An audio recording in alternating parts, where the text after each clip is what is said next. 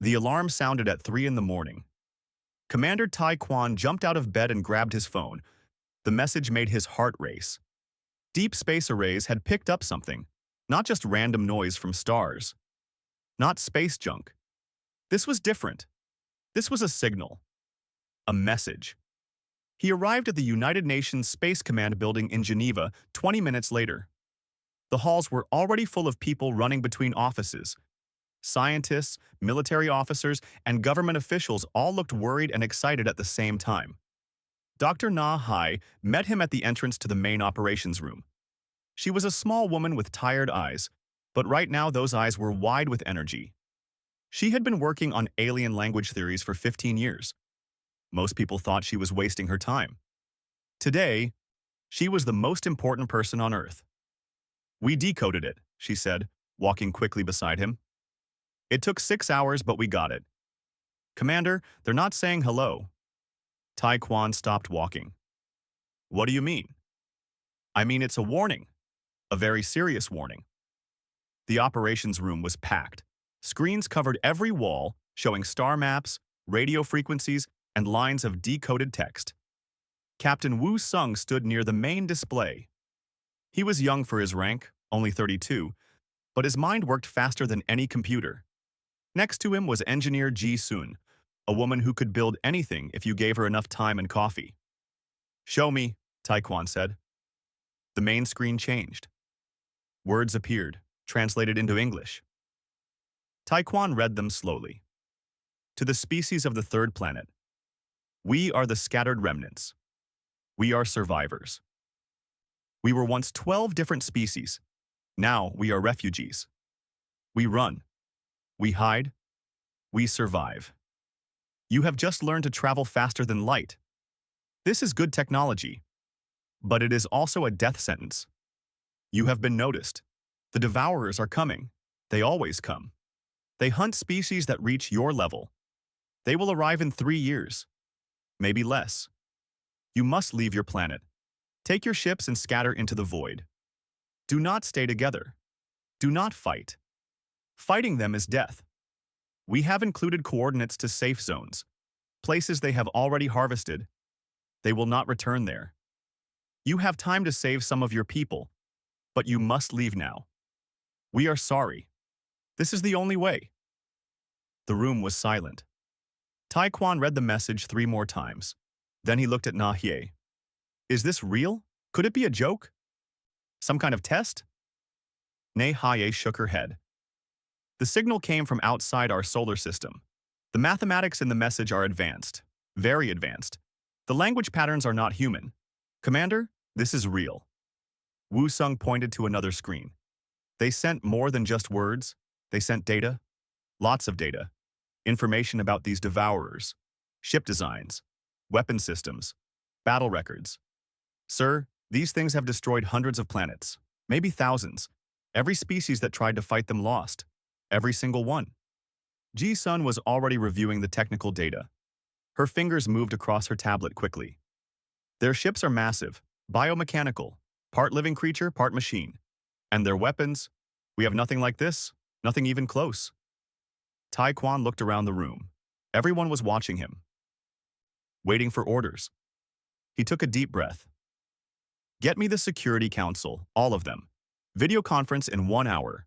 Na Hie, prepare a full briefing. Wu Sung, analyze everything we know about these devourers. Ji Sun, start reviewing their technology. I want to know what we're dealing with." The next 6 hours were chaos. World leaders appeared on screens, their faces showing shock and fear. Some wanted to start building evacuation ships immediately. Others thought it was a trick. A few even suggested surrendering right away. The President of the United States spoke first. "If this is true, we need to move fast. 3 years is not enough time to evacuate 8 billion people." The Chinese premier agreed. "Even if we build ships nonstop, we could only save a few million, maybe less." The European Union representative looked pale. "And go where? Run forever? Live as refugees like these scattered remnants?" Arguments started. Voices got louder. Tai Quan let them talk for 30 minutes. Then he cleared his throat. Everyone went quiet. There is another option, he said. We stay. We fight. The Russian Minister of Defense laughed. It was not a happy sound. Did you read the data? They have destroyed hundreds of civilizations. Species more advanced than us. What chance do we have? Maybe none, Taekwon admitted. But I have a question. Why did all those other species lose? Wu Sung understood immediately. Because they all fought the same way. Look at the battle records. Every species used similar tactics, similar weapons, similar strategies. Exactly, Taekwon said. They all think the same way. But humans, we're different. We've been fighting each other for thousands of years. We know hundreds of ways to fight, thousands of strategies. We don't think like other species. Ji-sun looked up from her tablet. Her eyes were bright. And they sent us their technology, their weapon designs, their ship specifications. If we study this, we can prepare. We can build defenses they've never seen before. Nahai spoke quietly. The scattered remnants will think we're crazy. Every species they've warned has either run or been destroyed. Let them think we're crazy, Taekwon said. I'd rather die fighting for Earth than live running scared in space. But I don't plan to die. I plan to win. The debate continued for hours, but slowly leaders started to agree. The idea of running, of abandoning Earth, felt wrong. Humans had survived ice ages, plagues, world wars, asteroid impacts. They had climbed out of caves and built cities. They had split atoms and touched the stars. Running was not in their nature. By the end of the day, the decision was made. Earth would stay. Earth would fight. Taekwon sent a message back to the scattered remnants. It was short. Thank you for the warning. We appreciate the information. It will help us prepare. We have decided to stay on Earth. We will face the Devourers here. If you have more data about them, please send it. We are ready to learn. Respectfully, Earth. The response came 12 hours later. The scattered remnants sounded confused and worried. You do not understand. You cannot win. No one wins against the Devourers. Please reconsider. We can send evacuation ships. We can help you survive. Na-hai smiled sadly as she read it. She looked at Taekwon. They really think we're going to die. Maybe we will, Taekwon said, but not without a fight. Send them another message. Tell them we understand the risk. Tell them we're grateful for their concern. And tell them to watch what happens when you corner a human being. Na-hai typed the message. Before she sent it, she added one more line. Humans have a saying. We don't go gentle into that good night. We rage. We fight. We survive. Thank you for the warning. Now watch what we do with it. The message was sent. Around the world, factories began retooling for war production. Scientists started working on new weapons. Military forces began training for space combat. The 3-year countdown had begun. Earth was not running. Earth was getting ready. And somewhere in the darkness between stars, the Devourers were coming. They had no idea what was waiting for them. The world changed overnight. Countries that had been enemies for decades suddenly became partners. Old wars stopped. Trade disputes were forgotten. Money that used to buy tanks and missiles now built space stations and weapons platforms. Earth had one goal now: survive. Commander Taekwon barely slept anymore. His office at the UN Space Command had become his home. Maps covered the walls, star charts, battle plans, lists of resources and construction schedules. Every day brought new challenges. Every night brought new solutions. Dr. Na-hai kept in contact with the scattered remnants. They sent more information every week: ship designs, weapon specifications, historical records of battles. Every message included another plea to evacuate. Every message went unanswered except for one response. Thank you for the data. Send more.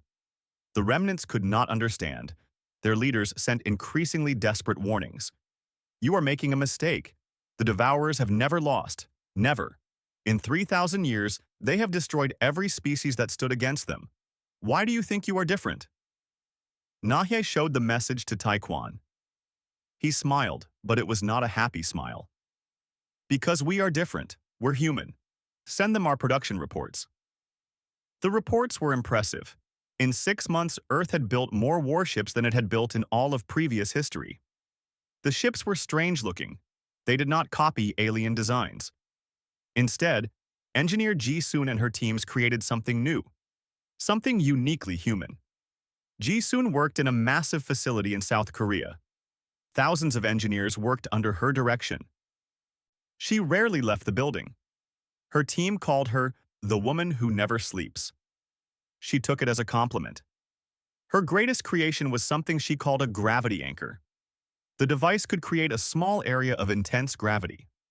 Not enough to crush a ship, but enough to trap it in place, to stop it from moving. The scattered remnants had never thought of this. Their species had tried to outrun the devourers or outfight them. Humans wanted to trap them first, then destroy them. It's simple physics, Ji-sun explained to Admiral Dae-ho. He was the new commander of Earth's First Fleet, a tall man with gray hair and steady hands. He had fought in 3 wars before the alien message arrived. Now he would fight in the most important war in human history. Simple physics can win wars, Dae-ho said, examining the gravity anchor prototype. How many can you build? Give me the resources and I can build thousands, Ji-sun replied. We'll put them on every defense platform, every station, even on some of the larger missiles. Do it, Dae-ho ordered. While Ji-sun built weapons, Dr. Lee Bo worked on communication. She was young, only 28, but her mind understood quantum physics better than anyone alive. She discovered a way to use quantum entanglement for instant communication across the solar system. No delay, no lag, perfect coordination. This changes everything, Captain Woo Sung said when he saw the demonstration. The scattered remnants said their biggest problem was communication delay. By the time one ship saw an attack and warned others, it was too late. We won't have that problem. No, we won't, Lee Bo agreed.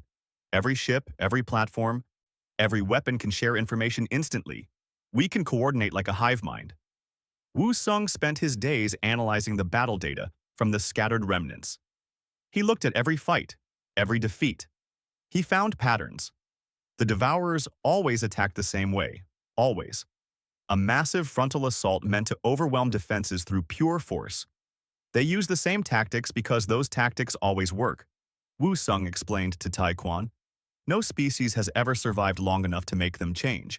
But if we can survive the first assault, if we can hurt them enough, they'll have to adapt. And adaptation takes time. Time we can use. So we need to make the first battle count, Taekwon said. Yes, sir. We need to hurt them badly. Make them afraid.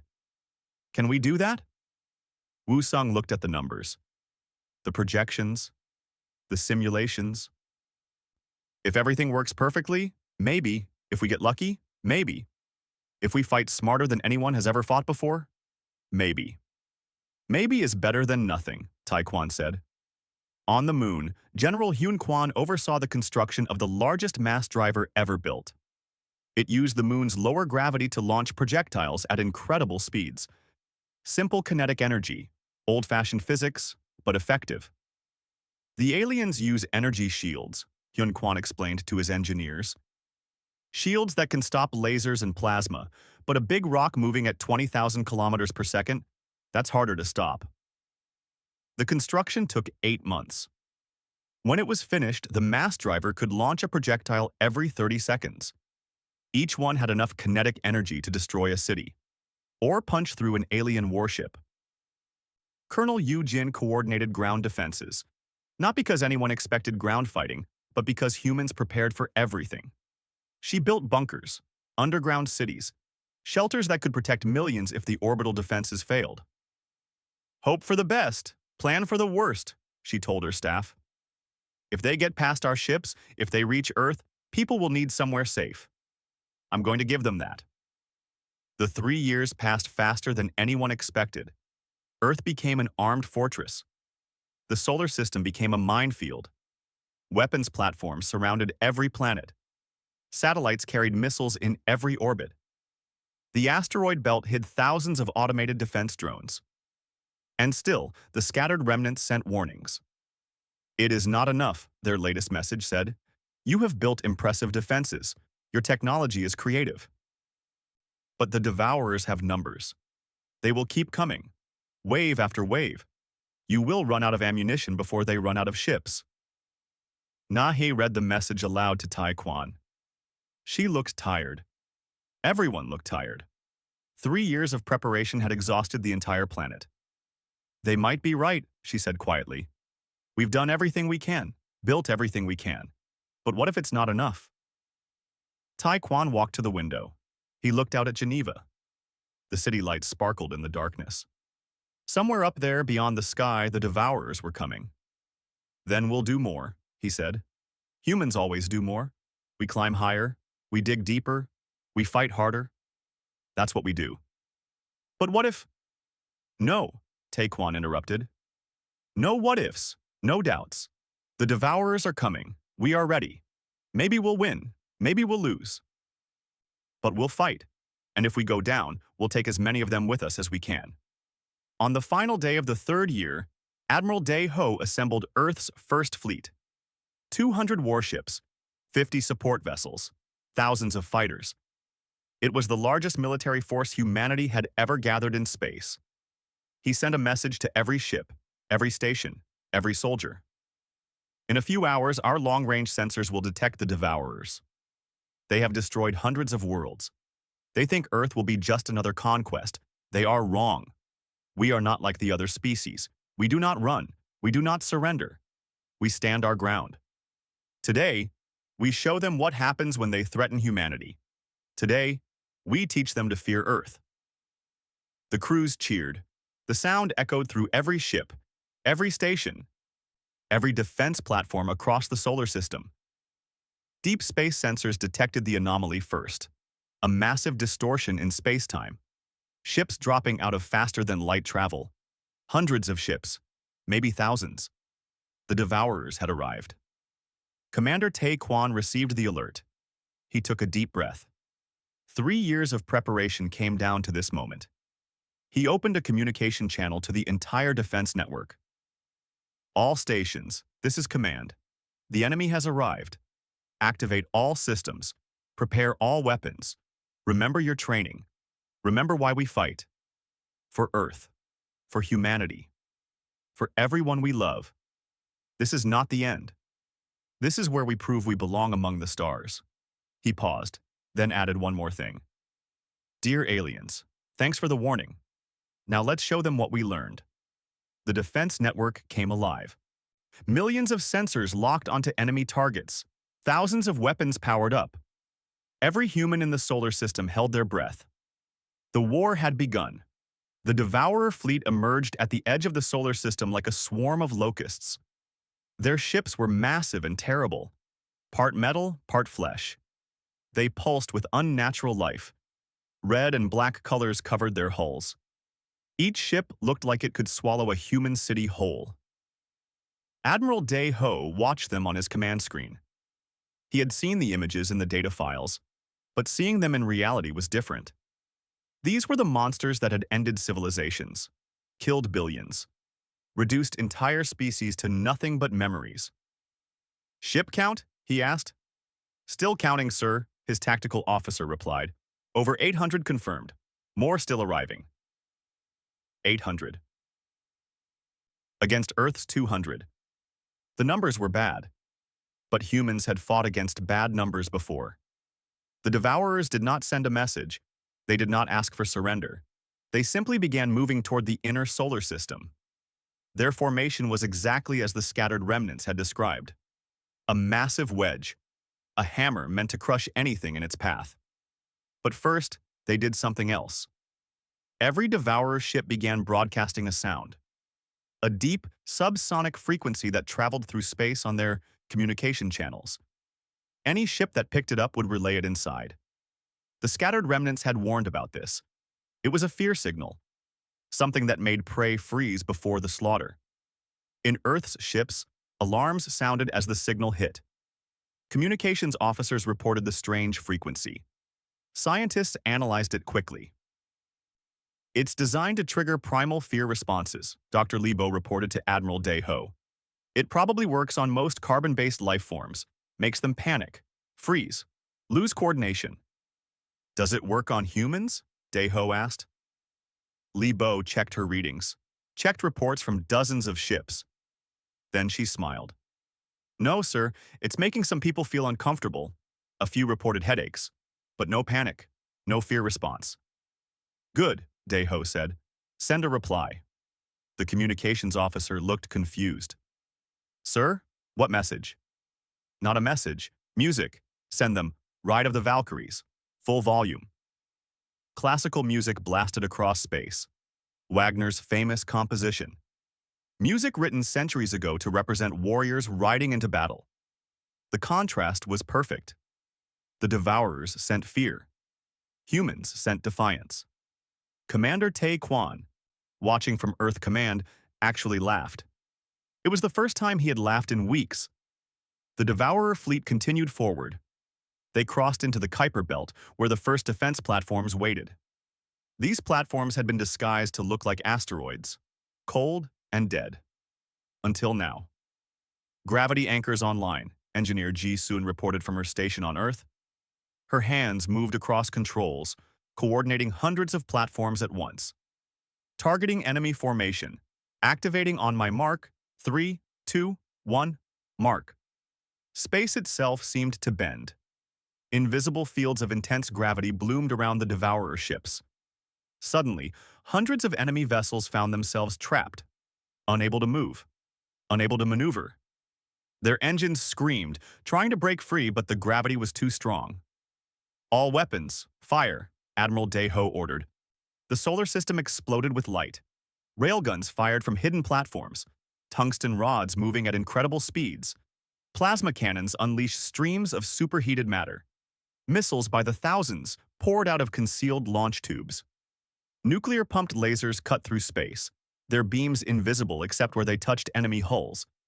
The Devourers had never been ambushed before. For 3,000 years they had been the hunters. Now for the first time they were prey. Ships exploded, hulls ruptured. The biomechanical armor that had protected them against every other species suddenly failed against human weapons. The gravity anchors held them in place while Earth's guns tore them apart. But the Devourers were not helpless. They adapted quickly. Ships not caught by the gravity anchors returned fire. Their weapons were powerful, ancient, deadly.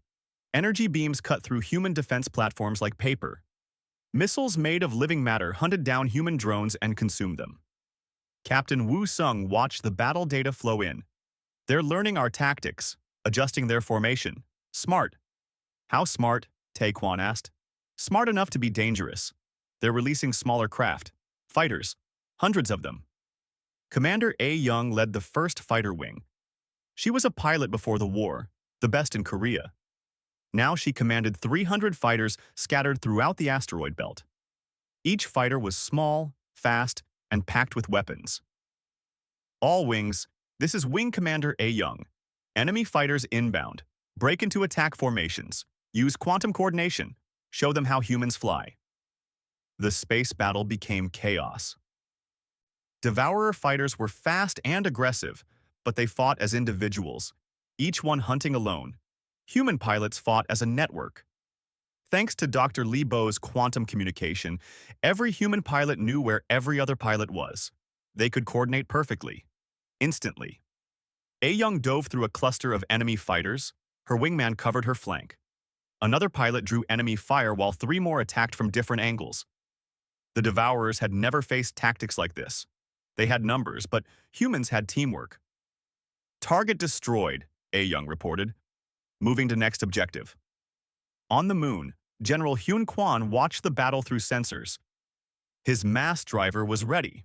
He had been patient, waiting for the right moment. Now he saw it. All batteries prepare to fire, he ordered. Target the enemy command carrier. The big one in the center, calculate trajectory. The mass driver hummed with power. Massive projectiles loaded into the launch rails. Each one was just a dense block of metal. But moving at 20,000 kilometers per second, they became unstoppable weapons. Fire! The moon shuddered.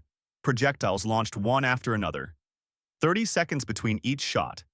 They flew through space, too fast for shields to fully stop, too dense to deflect. The first projectile hit the Devourer command carrier. The impact was spectacular. The ship's shields flared, absorbed some of the energy, but not enough. The projectile punched through. Then the second hit. Then the third.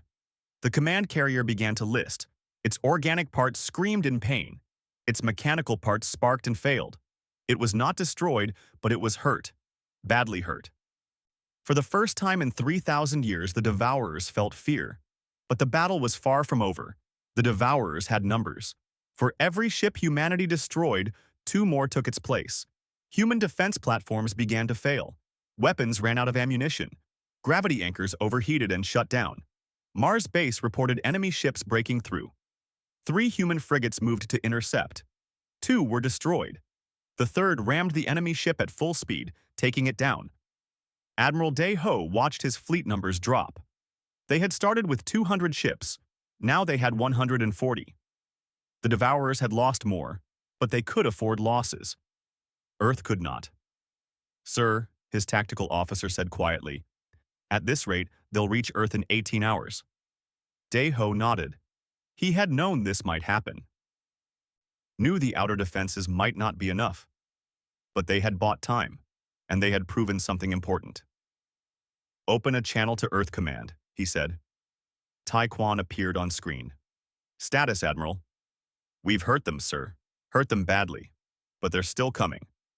I'm pulling the fleet back to Jupiter. We'll regroup there, make another stand." "Good work, Admiral. You've done better than anyone expected." "Not good enough, sir." "Good enough to matter," Tai Quan corrected. "Captain Wu Sung has a new plan. We're not just defending anymore. We're going on the attack." Day Ho raised an eyebrow. "Sir?" "The Devourers think we're a normal prey species. They think we'll keep retreating until they corner us at Earth. They're wrong. Prepare your fleet for offensive operations. We're going to hit them where they don't expect it." "And where is that, sir?" Tai Quan smiled. It was not a nice smile. "They're supply ships. Every fleet needs supplies, food, fuel, materials. The scattered remnants data showed they keep their supply vessels at the rear. Protected, safe. We're going to change that." Colonel Yu Jin coordinated the new plan. Small, fast ships loaded with explosives. Stealth technology copied and improved from the scattered remnants designs. Each ship had a crew of 3. Each crew had volunteered. Specialist Yoon Ji piloted one of these ships. She was 26 years old.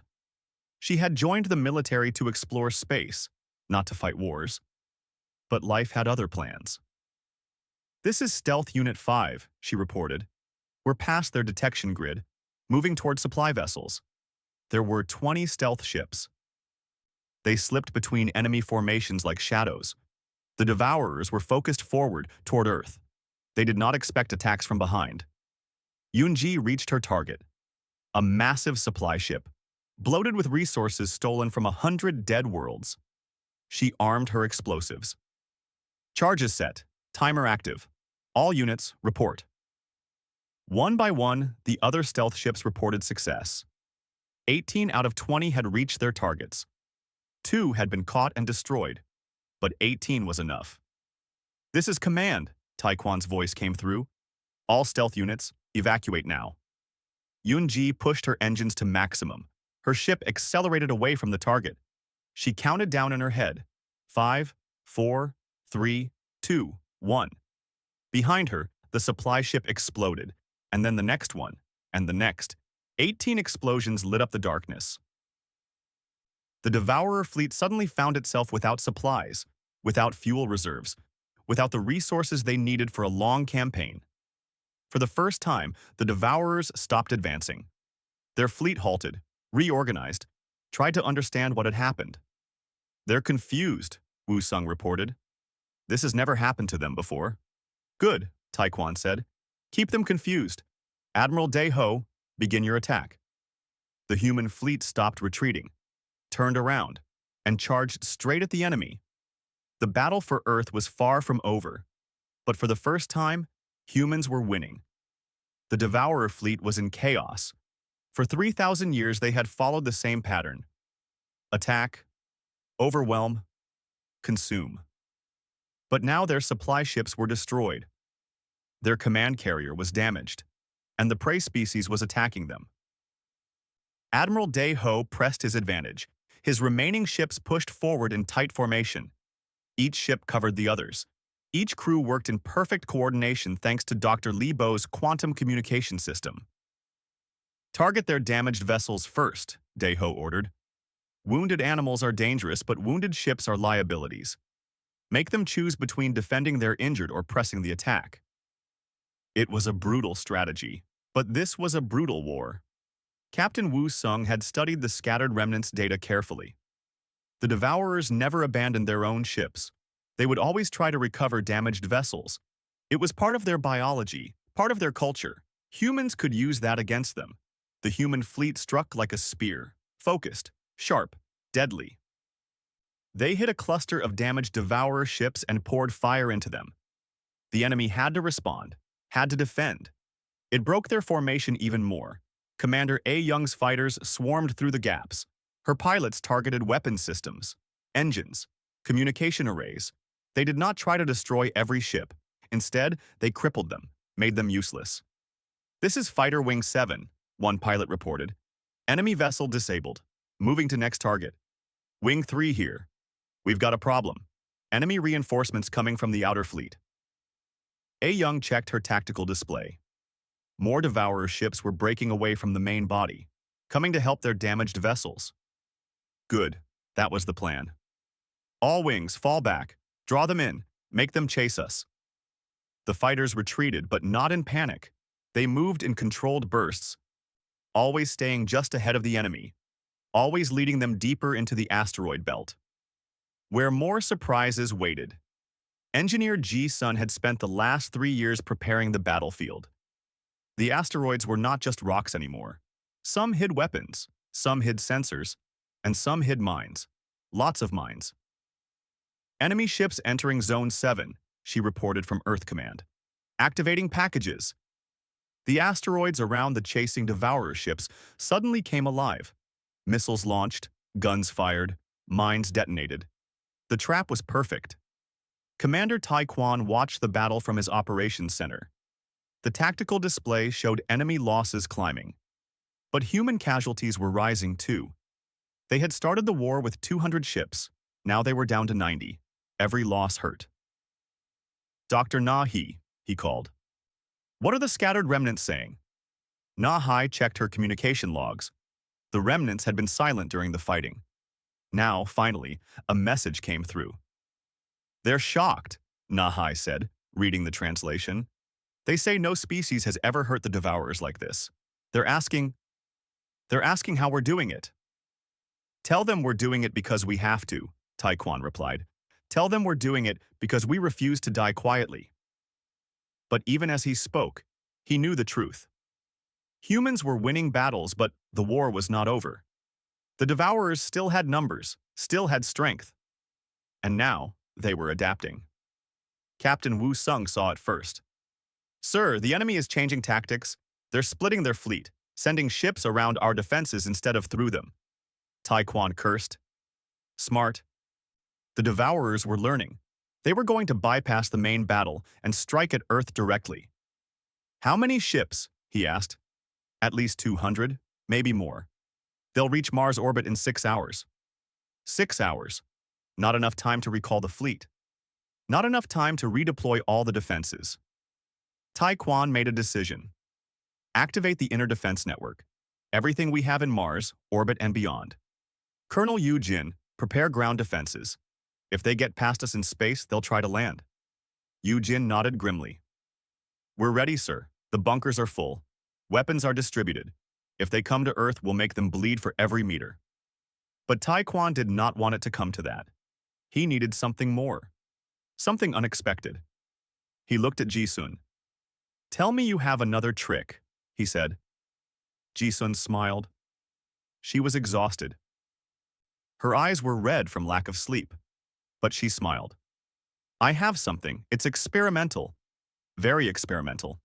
We've only tested it in simulations. Will it work? Maybe. Probably. I don't know." "Good enough. What is it?" Ji-sun pulled up schematics on the main display. "A virus. Part biological, part computer code. The Devourers use biomechanical ships, right? Part living, part machine. Dr. Young Hae and I have been working on something that attacks both. Dr. Young Hae was a biological warfare specialist. Before the war, she had worked on cures for diseases. Now she worked on creating them. For a good cause, she told herself, to save humanity. The virus spreads through their organic systems, Young Hae explained. It makes them sick, confused. But that's not all. It also contains nanomachines that corrupt their computer systems. The two parts work together. The biological part weakens their immune response. The mechanical part takes over their ships. Can we deploy it? Tai Quan asked. We need to get it inside one of their ships, preferably a large one. It will spread from there. How do we do that? Someone needs to fly into their fleet, into their command carrier if possible. Inject the virus directly, then get out before it's too late. The room went quiet. It was a suicide mission. Everyone knew it. Specialist Yoonji's voice came through the communication system. I'll do it. She was still in space, still flying her stealth ship. She had survived the attack on the supply vessels, survived enemy patrols. Her ship was damaged, but functional. Yoonji, no, A-Young said. She had trained with Yoonji. They were friends. You don't have to do this. Yes, I do, Yoonji replied calmly. My ship is already configured for stealth, already behind enemy lines. I'm in the best position. Tai Quan wanted to say no, wanted to find another way. But there was no time. The enemy fleet was moving. Earth needed a miracle. Are you sure? He asked Yoonji. I'm sure, sir. Send me the virus. I'll deliver it. Young Hae uploaded the virus package to Yoonji's ship. It took 3 minutes. 3 minutes where everyone held their breath. Package received, Yoonji confirmed. Beginning approach to enemy command carrier. Her journey took 2 hours. 2 hours of sneaking through enemy formations. 2 hours of avoiding patrols. 2 hours of knowing she might not survive. Admiral Dae Ho kept the main enemy fleet busy. His ships fought with everything they had, drawing attention, making noise, giving Yoonji the distraction she needed. I'm at the target, Yoonji finally reported. Her voice was steady, calm. The command carrier. It's even bigger up close. Can you find a way in? Tai Quan asked. There's a damaged section. From the mass driver hits. I can slip through, but, sir, I don't think I can get out again. The virus needs to be injected deep inside the ship. I'll have to go in manually. Yoonji, it's okay, sir, really. Just make sure we win. Make sure this matters. It matters, Tai Quan said. His voice was rough. You matter. What you're doing matters. Earth will remember you. Good, Yoonji said. That's enough. Her stealth ship slipped through the damaged hull. Inside the command carrier was a nightmare. Organic walls that pulsed with life. Mechanical components fused into flesh. The air was toxic. Yoonji wore a suit, but she could still smell the wrongness of it. She found the central nervous system, the ship's brain, a massive cluster of biomechanical tissue. She attached the virus package and activated it. The effect was immediate. The virus spread like wildfire through the command carrier systems. The ship began to convulse. Lights flickered. Systems failed. The carrier started broadcasting the infection to nearby ships through their communication networks. It's working, Young Hae reported from Earth. The virus is spreading. Multiple enemy ships showing signs of infection. Yoonji tried to make it back to her ship, but the command carrier was dying around her. Passages collapsed. Systems exploded. She ran through the chaos, but she knew. Deep down, she knew. Tai Quan, she said into her communicator. Commander, it's spreading faster than expected. The whole fleet will be infected soon. But sir, I'm not going to make it out. Keep trying, Tai Quan ordered. We can send a rescue. No time, sir. Besides, you need every ship for the battle. This is okay. This is what I chose. She found a viewport, looked out at space, at Earth, visible in the distance. A blue and white marble hanging in the darkness. Home. It's beautiful, she said. Earth is beautiful. Tell everyone. Tell them it was worth it. The command carrier's explosion was visible across the solar system. A bright flash that marked the death of the Devourer's command ship, and with it, the death of Specialist Yun-Ji. But the virus survived. It spread from ship to ship. The Devourer fleet began to tear itself apart. Infected ships attacked healthy ones. Computer systems went haywire. Biological components failed. Admiral Dae-ho pressed the attack. All ships forward! Don't give them time to recover. The human fleet surged ahead. They cut through the infected Devourer vessels like a hot knife through butter. The greatest threat humanity had ever faced was falling apart before their eyes. Captain Wu Sung could barely believe the data. Sir, enemy fleet coherence dropping to 20%. They're completely disorganized. But even in victory, the cost was clear. Earth had lost over half its fleet. Thousands of pilots and crew, and Yun-Ji. The woman who delivered the final blow would never see the victory she made possible. Commander Tai Quan looked at the tactical display. The battle was turning. Maybe, just maybe, Earth would survive. For Yun-Ji, he said quietly. For all of them. Finish this. The virus spread through the Devourer fleet like a plague. Ships that had conquered 1,000 worlds now turned on each other. Their biomechanical systems failed. Organic parts fought against mechanical parts. The infection was total. Admiral Dae-ho did not waste the opportunity. His fleet pushed forward, destroying infected ships before they could recover. But even victory had a price. His ships were damaged. His crews were exhausted. Ammunition was running low. Sir, his tactical officer reported, enemy fleet breaking formation. Some ships are retreating. Others are dead in space. A few are still fighting, but they're disorganized. Dae-ho wanted to pursue, wanted to destroy every last Devourer ship. But his remaining vessels were at their limit. Pushing them further might mean losing everything. All ships, maintain position, he ordered. Secure the area. Rescue any survivors from our damaged vessels. On Earth, Commander Tai Quan watched the battle wind down. The tactical display showed green markers where human ships held position. Red markers where Devourer ships drifted, infected and dying. And gray markers. Too many gray markers. Those were the human ships that would never come home. Casualty report, he asked quietly. Captain Wu Sung looked at his screen. His face was grim. 132 ships lost. Over 40,000 personnel. Most died in the first engagements. Before we deployed the virus. 40,000. Tai Quan closed his eyes. 40,000 people who had families, friends, dreams, all gone. And for what? To stop an alien invasion, to save Earth. It was worth it. It had to be worth it. But the cost still hurt. What about the Devourers? He asked. Over 600 ships destroyed or disabled. Maybe 70 ships escaped into FTL. The rest are infected and dead. Sir, we won. Won. The word felt strange, heavy. Humans had never fought anything like the Devourers before. And they had won. But it did not feel like the victories in old stories. Those victories were clean. Simple. This was messy and complicated and painful. Contact the scattered remnants, Tai Quan ordered. Tell them it's over. Dr. Na Hai opened communication channels. The remnants responded immediately. Their message was almost incoherent with shock. You defeated them.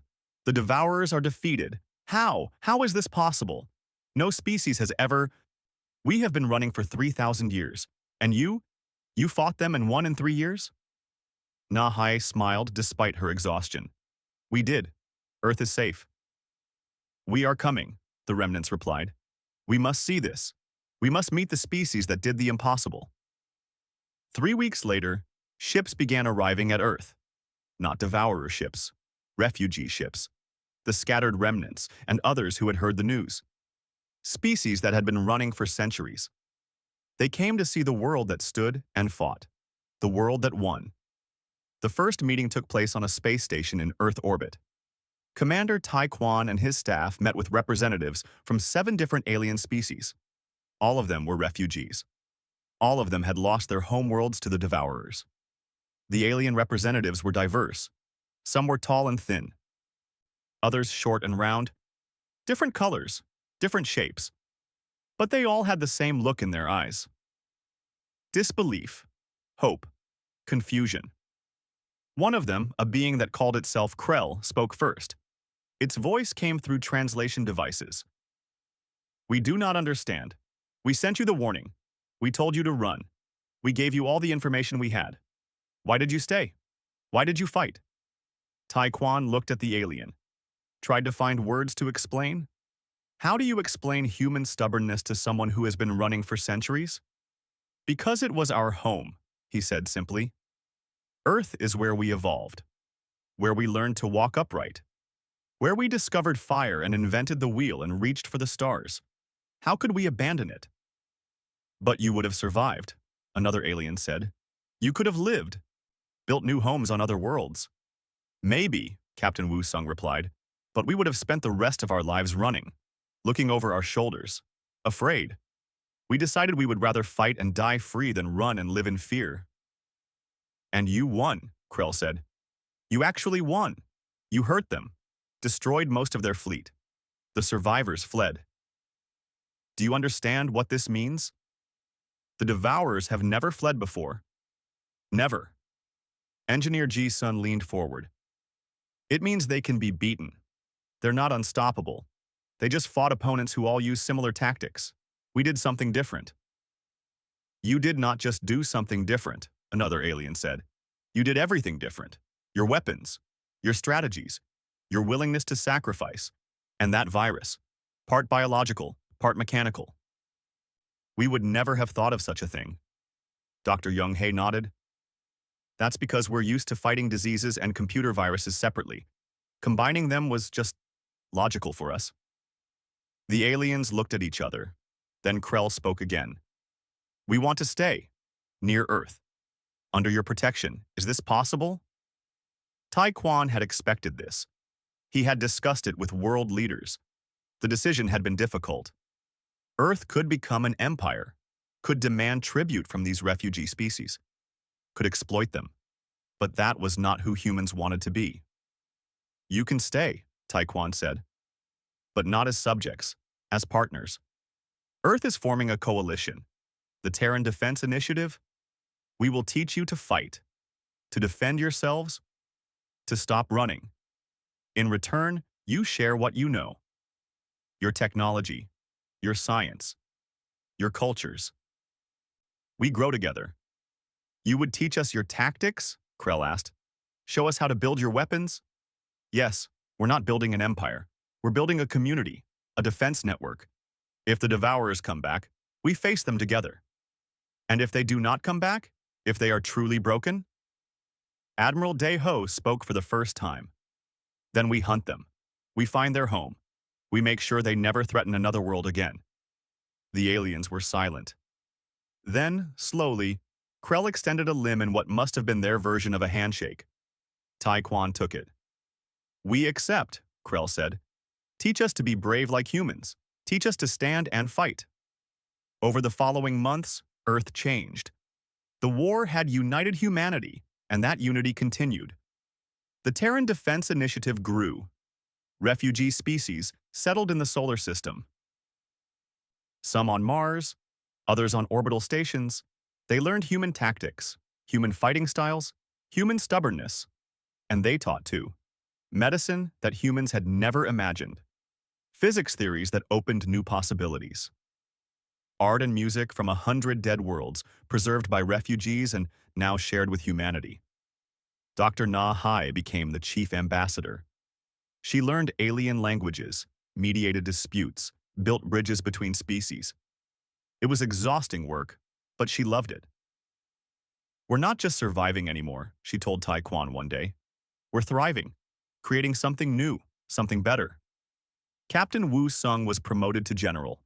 He oversaw the training of alien defense forces, teaching them to think tactically, to adapt, to work together. "Some of them are naturals," he reported.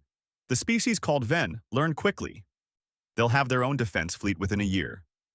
Engineer Ji-sun and Dr. Young-hae continued working together, developing new weapons, new defenses.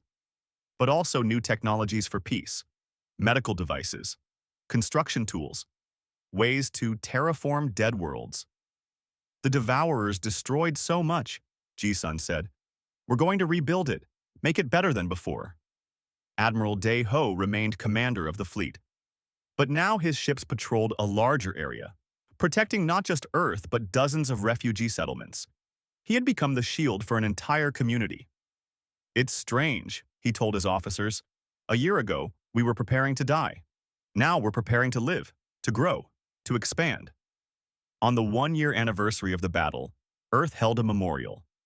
Names of the fallen were read aloud. All 40,000. It took hours. People stood in silence, listening, remembering. When they reached Specialist Yoonji's name, the entire crowd fell silent. Her sacrifice had turned the tide. Without her, Earth might have lost. A statue was unveiled in her honor, a young woman in a pilot suit, looking up at the stars. She saved us all, Commander Taekwon said in his speech. She and thousands like her. They did not run. They did not surrender. They fought. And because of them, we stand here today, free, victorious, ready for whatever comes next. Dr. Lee Bo made a breakthrough shortly after. She improved the quantum communication system. Now it could work across dozens of light years. The Terran Defense Initiative could coordinate even as it spread to other star systems. We're not just defending anymore, she explained. We're exploring, settling, growing. The galaxy is big. There's room for everyone. But not everyone in the galaxy was friendly. Captain Wu Sung received reports of Devourer survivors. Small groups, scattered. Some were trying to rebuild, others were seeking revenge. Should we hunt them down? An alien representative asked during a council meeting. No, Taekwon decided. We're not murderers. We fought because we had to, because they threatened us. If they leave us alone, we leave them alone. But if they attack again, he let the threat hang in the air.